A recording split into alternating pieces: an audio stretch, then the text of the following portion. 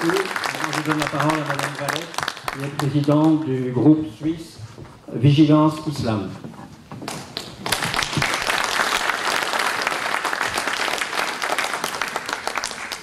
Bonjour, je suis chargée de vous parler des femmes et de la Suisse et de la relation entre les deux. La Suisse est un peu exotique par rapport à votre pays. Nous avons 8 millions d'habitants, c'est déjà très petit. 26 cantons qui ont des pouvoirs assez importants, notamment en matière sociale et religieuse. Et environ 450 000 musulmans, c'est-à-dire près de 5,5% de la population.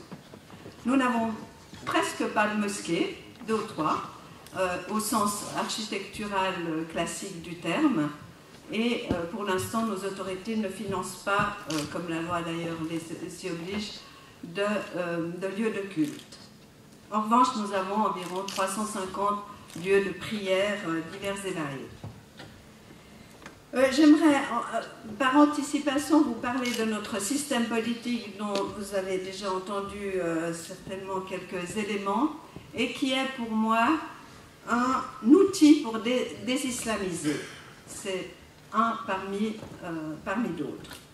Donc vous savez que nous avons le droit d'initiative, à savoir que si, sur le plan national, environ 100 000 personnes signent un texte, il doit être proposé à la population.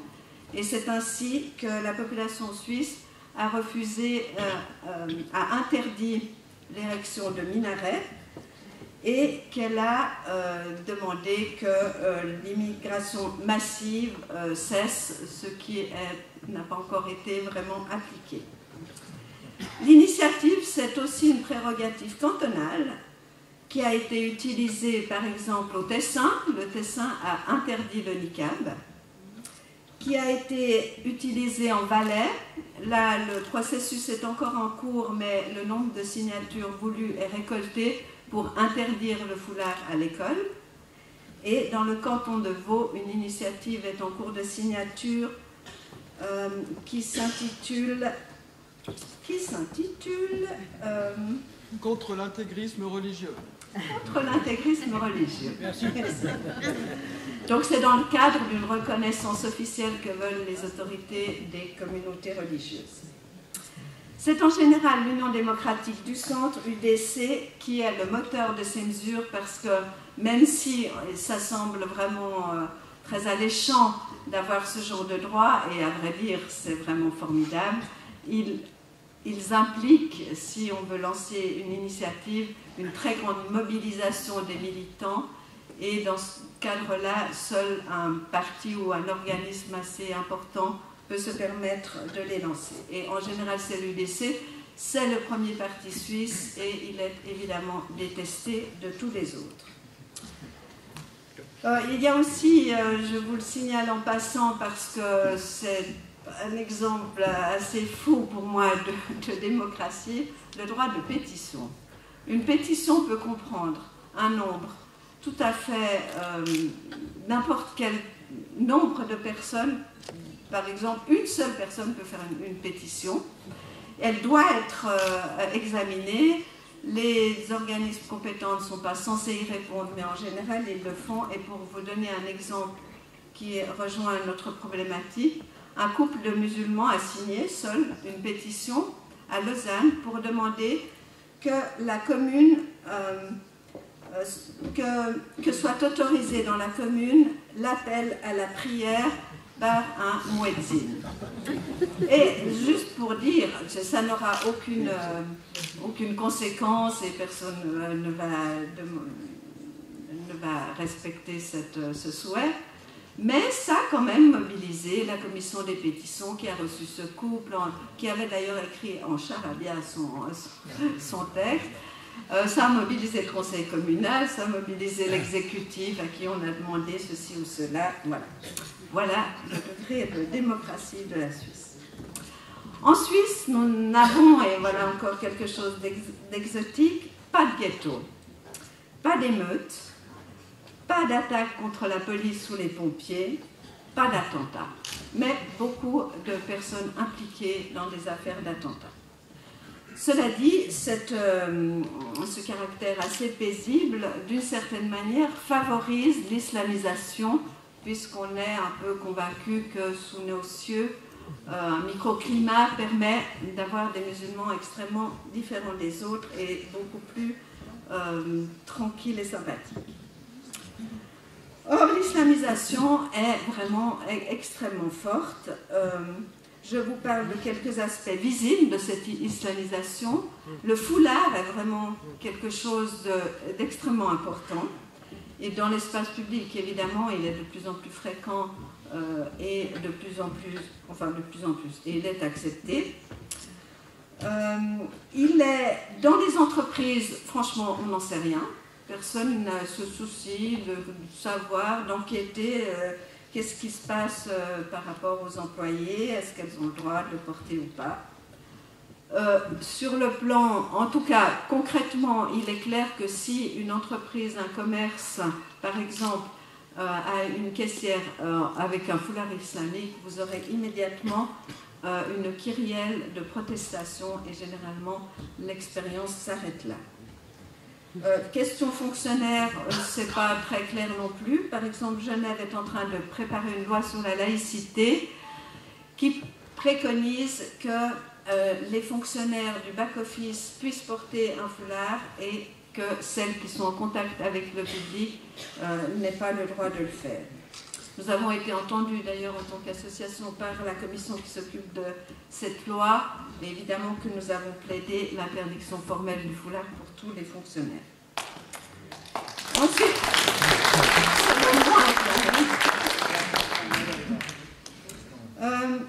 je ferai la remarque que si on peut imaginer que quelques femmes qui portent le foulard islamique ne sont pas intégristes, on peut constater que toutes les intégristes portent ce foulard islamique et que dans ce cadre, il est clair qu'elles adhèrent à d'autres préceptes de la charia que le port du foulard.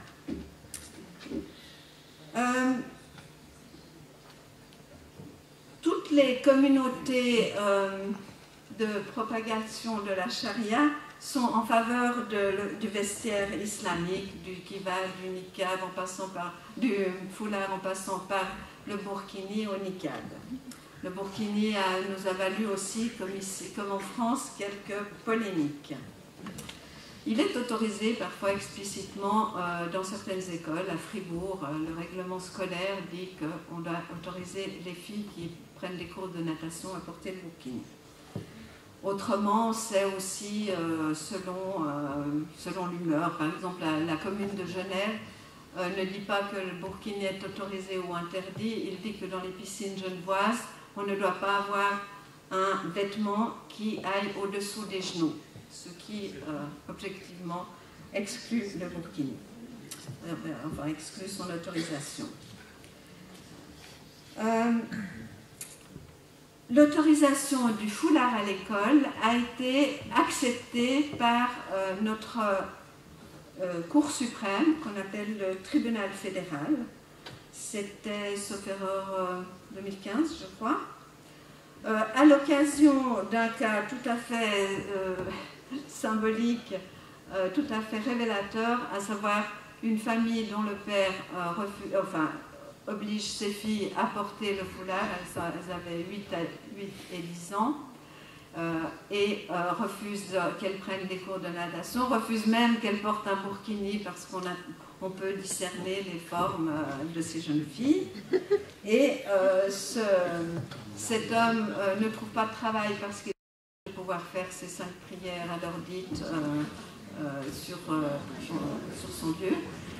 Et évidemment, toute la famille est à l'aide sociale. Et voilà, c'est à l'occasion de ce cas que la Cour suprême a autorisé le foulard à l'école.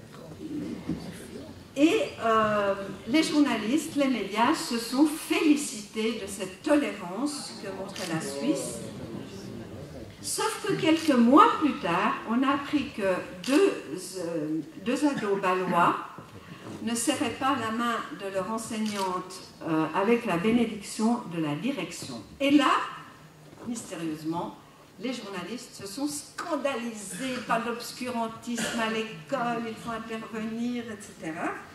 Parce qu'ils ne voient absolument pas le lien qu'il y a entre le foulard et les tenues islamiques des femmes pour dissuader de tomber dans le grand péché, et puis le fait de serrer la main d'une femme qui pourrait conduire là aussi à la grande tentation. Donc là, c'était elle. Il y a, bien entendu, comme partout, une ségrégation sexuelle extrêmement forte dans les centres de diffusion de la charia, notamment une entrée femme, une entrée homme, pour les prières évidemment, les hommes ayant toujours l'espace le plus privilégié. Et puis, on sépare femmes et hommes pour les débats, femmes et hommes pour les cours de religion, de hadith, etc. Donc vraiment, cette ségrégation, dès qu'un centre est suffisamment grand pour pouvoir organiser tout ça, elle est immédiatement là. Nous avons aussi, en matière de diffusion de cette charia, des imams qui correspondent à ceux que Joachim Beliokas décrit. Et je vous donne quand même deux exemples. Dans un reportage télévisé, le secrétaire d'une association qui avait deux filles qui portaient déjà le foulard à 8 et 10 ans a rappelé que les femmes cheveuses au vent seront punies dans l'au-delà. Qu'en Suisse, on donne une amende aux automobiles, à quelqu'un qui est mal garé pour qu'il ne recommence pas. Eh bien, en islam, on coupe la main des voleurs et on leur donne des coups de fouet. Et je trouve que c'est une réponse adaptée, dit-il. Oui, je serai pour que la charia soit introduite en Suisse. Et encore, l'homme a besoin de sexe. En dernier recours, si sa femme se refuse, il peut l'abattre. Ça, dans un reportage TV, a conduit quand même quelqu'un à déposer plainte pour, je ne sais plus, appel à la haine, à la discrimination, etc. Et cet homme a été arrêté. La procureure a fait recours et il a été à nouveau acquitté. Liberté de religion, parfois même liberté d'expression. Un autre imam de la mosquée de Lausanne, que les journalistes adorent aller voir pour entendre des paroles de paix et d'amour, cet imam avait publié sur son site toutes les sanctions de la charia, enfin toutes les transgressions interdites avec les sanctions, et il disait entre autres qu'il est du devoir du père d'ordonner à son fils et à sa fille de 7 ans de faire la prière et de les frapper s'ils la délaissent. Il rappelait aussi que les adultes qui ne font pas la prière doivent être tués. Il disait, et là c'était enregistré dans un de ses sermons, Tariq Ramadan cherche à plaire aux chrétiens et aux juifs. Il cherche à plaire au diable. Mémorisez ça bien, celui qui cherche à plaire aux chrétiens et aux juifs, il s'attire la colère de Dieu. Là, à nouveau, il y a eu plainte d'un mouvement contre l'islamisation, et là, à nouveau, acquittement. L'autre phénomène d'islamisation que je trouve personnellement particulièrement grave, c'est l'islamisation des enfants. C'est une obsession dans les communautés musulmanes que les enfants ne s'éloignent pas de la voie, qu'ils ne quittent pas leur religion et qu'ils ne quittent pas ces centres où ils l'apprennent. Donc ils organisent 1000 activités pour les retenir, des cours de karaté, des cours d'information, d'informatique, enfin toutes sortes de choses. Ils organisent des centres aérés, des camps de vacances, toutes ces choses qui existent dans les institutions laïques, mais que l'on préfère, on préfère qu'ils les évitent pour que ces petits soient vraiment dans le jus islamique du début à la fin et qu'on soit sûr qu'ils ne vont pas céder à la tentation de nos sociétés. Enfin, je parlerai juste 2 mots à propos de l'augmentation avec l'émigration des mariages de mineurs. Il y en a eu 5 pendant 10 ans et il y en a eu 51 en 2016. Et l'origine de ces mineurs est musulmane, de pays musulmans, pour l'écrasante majorité.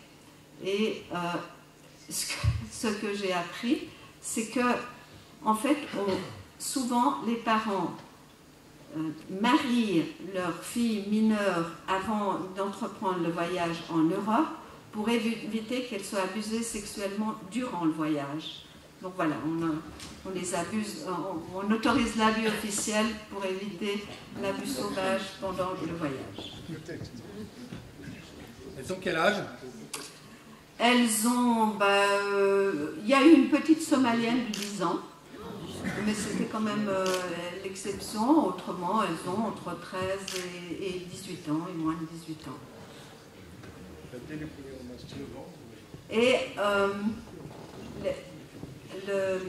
l'UNICEF a signalé qu'en Syrie, je ne sais pas comment ils ont eu ces chiffres, hein, mais qu'en Syrie, avant la guerre, il y avait 14% de mineurs mariés et qu'en 2014, il y en avait 32%. Donc c'est une cause aussi de ces conflits qui se passent ailleurs. Il y a aussi une augmentation des mariages forcés. Ce sont des sujets qui sont très difficiles à traiter. Il existe des organismes pour que les femmes puissent déposer plainte, etc. Mais comme vous le savez, ça crée beaucoup de problèmes avec les familles, avec les communautés, et beaucoup de femmes y renoncent. Cela dit, pour en revenir aux mineurs, le mariage est annulé lorsque la mineure, lorsque le couple arrive en Suisse, pour autant qu'on sache qu'il est marié, c'est-à-dire que ce soit un mariage civil et pas seulement religieux. Mais il y a une exception, et l'exception, c'est que s'il y a un intérêt prépondérant de la mineure à rester mariée avec son mari, alors là, un tribunal peut décider qu'elle peut rester avec lui. Mais on n'a vraiment strictement aucune idée de ce que disent les tribunaux, combien de cas, pourquoi, etc. Je crois que je suis un peu longue. Je parle maintenant de l'islamisation beaucoup plus insidieuse, mais extrêmement forte, toujours en Suisse, qui est d'autant plus forte que l'on a quand même une idée très positive de nos musulmans. Nous avons un nouveau centre qui s'appelle le Centre Suisse Islam et Société, qui est à l'université de Fribourg et qui fait un nombre d'activités absolument incroyables pour introduire l'islam dans toutes les institutions. D'ailleurs, il appelle les imams sont des passeurs culturels et religieux, et ce centre, dans un rapport, va jusqu'à donner cet exemple-là, parce qu'il cherche beaucoup de moyens de financer en fait tous ces activistes de la charia. Et il donne l'exemple d'un imam à qui on demande de venir dans une école parce qu'une fille refuse des cours de natation. Refuse des cours, j'imagine, de natation.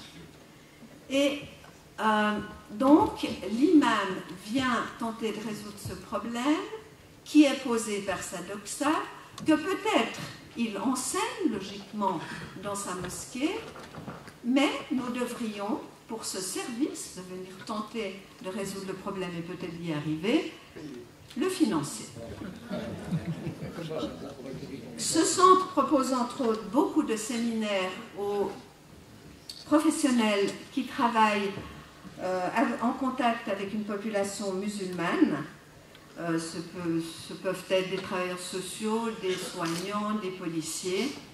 Et il y a une obsession, quelque chose qui est systématique, c'est qu'on veut leur faire accepter le foulard. Et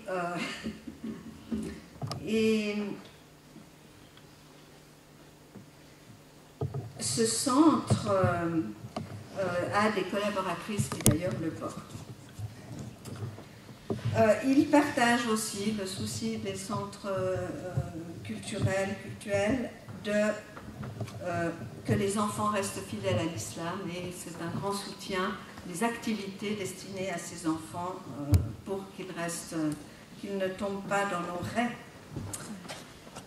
Autre élément d'islamisation de la recherche, comme partout, la recherche qui recherche désespérément les discriminations et qui en trouve beaucoup, et les exclusions que nous faisons subir à cette communauté, qui célèbre la diversité, qui tente de faire apprendre l'acceptation de la différence et d'être formé à l'antiracisme. Habituellement, les recherches sont tellement jargonneuses, avec des méthodes compliquées, etc., qu'elles sont lues par les confrères de ceux qui la font, et largement citées, mais elles n'arrivent pas au, entre guillemets, grand public, en tout cas pas à la presse. Il y a une exception avec un livre qui en a pris la peine de rendre plus digeste, qui c'était tout spécialement, à mon avis, destiné aux médias. Ce livre s'appelle « La Suisse des mosquées ». Et sa thèse de base, c'est que les musulmans sont formidables, sont tellement divers et multicolores que c'est à peine si on voit un lien entre eux. Et que le problème, c'est ceux qui les accueillent, c'est-à-dire nous, et le profond mépris que nous éprouvons à leur égard. Mais ce qui est intéressant dans ce livre, c'est que parfois, je sais pas, le clavier, les chercheurs ont glissé sur le clavier et nous disent par exemple ceci. Nous cheminons, entre guillemets, vers un paisible bouleversement des valeurs. Ils nous disent aussi, les musulmans ne veulent pas d'exception à la règle, ils veulent changer les règles. Ils disent enfin, des lois et règlements devront être aménagés pour accueillir la pluralité religieuse. Et on y lit d'élogieux propos sur les indigènes de la République et son égérie Ouria Bouteflika. C'est un livre qui a été encensé par les médias qui n'y ont vu que du feu, c'est-à-dire on est en train de vous prouver que les musulmans sont parfaitement intégrés, pas de problème, pas de souci. Sauf celui, évidemment, de notre mépris. Tout le système scolaire, évidemment, est traversé par cette idéologie de la reconnaissance de la diversité, de l'antiracisme, etc. Nous avons des services cantonaux d'intégration qui financent des expositions extrêmement onéreuses sur le foulard en particulier, et des organismes antiracistes qui ont la même vision et qui, malgré un racisme absolument difficile à trouver en Suisse, se lancent dans des campagnes antiracistes. Bon, je vais passer à quelques idées de désislamisation, un peu assez... 2 minutes? Ouais, 2 minutes pour désislamiser. Donc je passe un groupe de travail qui comprendra des juristes à propos de la Charte des droits de l'homme qui garantit la liberté de manifester sa religion, ses rites, etc., seul ou en commun, en public et en privé. Moi, je pense qu'il faut étudier comment cet article est né et comment on pourrait le modifier. C'est-à-dire quelles étaient les raisons à l'époque, quelles sont les raisons maintenant de considérer qu'une communauté en abuse. Et il faudrait examiner et cet aspect de la religion, de la liberté religieuse et d'autres aspects qui nous intéressent à la lumière de l'arrêt je ne sais pas si c'était le même dont a parlé Alain, qui dit « Nul ne doit être autorisé », donc l'arrêt de la Cour de Strasbourg, « Nul ne doit être autorisé à se prévaloir des dispositions de la Convention pour affaiblir ou détruire les idéaux et valeurs d'une société démocratique. » Donc je pense qu'il faudrait utiliser beaucoup plus cela pour obtenir l'interdiction d'un certain nombre de préceptes. Je pense qu'il faudrait, je ne suis pas encore au niveau des femmes, interdire au centre culturel l'enseignement du droit musulman. Personnellement, ça me scandalise que ces centres aient le droit d'expliquer ce qu'est le droit musulman dans tous ses détails, comme si c'était quelque chose qui n'est pas totalement contraire à notre droit et à nos valeurs. Je proposerais d'interdire immédiatement les imams dont j'ai donné quelques exemples qui promeuvent la charia d'enseignement aux enfants dès le moment où ils prononcent ce genre de paroles.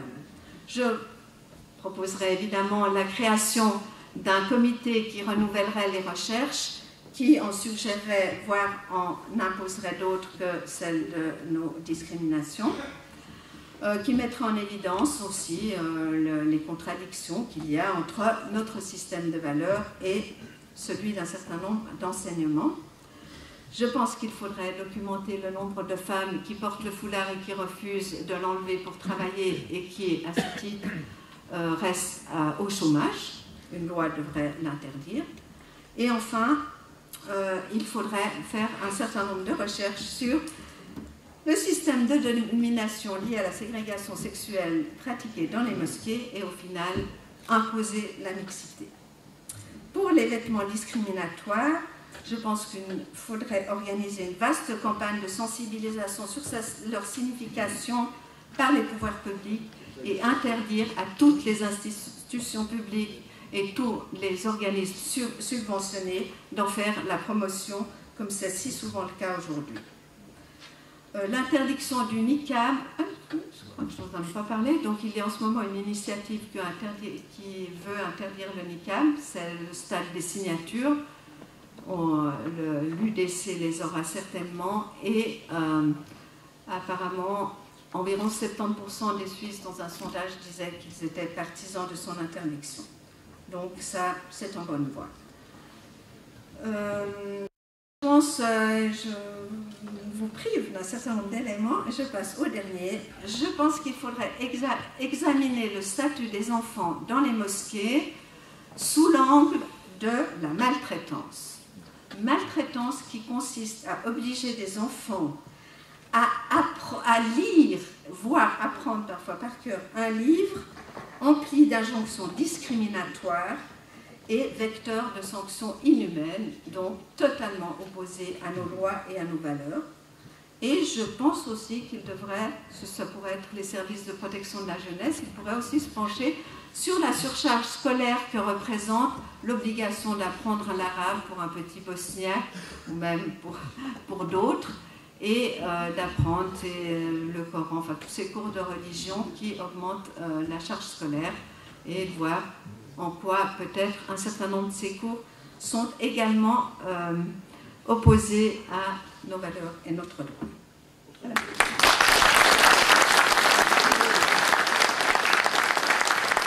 Merci.